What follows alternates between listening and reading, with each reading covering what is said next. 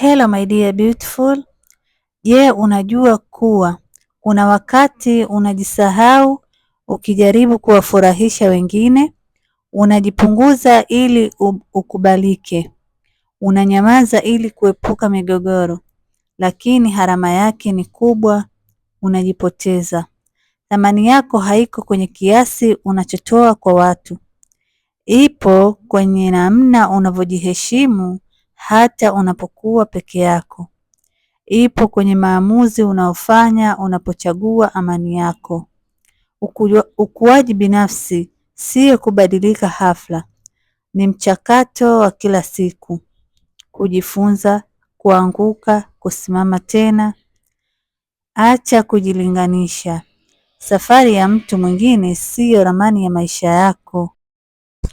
Je, unajua kuwa kile ulichokuwa nacho leo kinaweza kisieleweke leo, lakini kitathaminiwa kesho. Jifunze kusema hapana bila kujilaumu. Jifunze kuchagua kinachokujenga hata kama ni kigumu. Jifunze kuamini sauti yako ya ndani. Usingojee siku ambayo utajisikia tayari. Ukuaji huanza pale unapoamua kujaribu. Hatua ndogo unazochukua leo zinaweza kubadilisha kabisa mwelekeo wa maisha yako. Heshimu safari yako, linda nguvu yako, endelea kujijenga. Kwa sababu unapojitambua thamani yako, hakuna anayepaswa kukuthibitisha.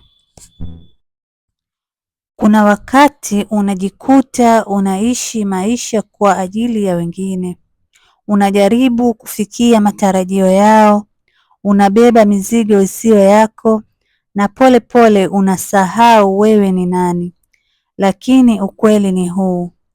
Huwezi kujijenga kwa kujipoteza.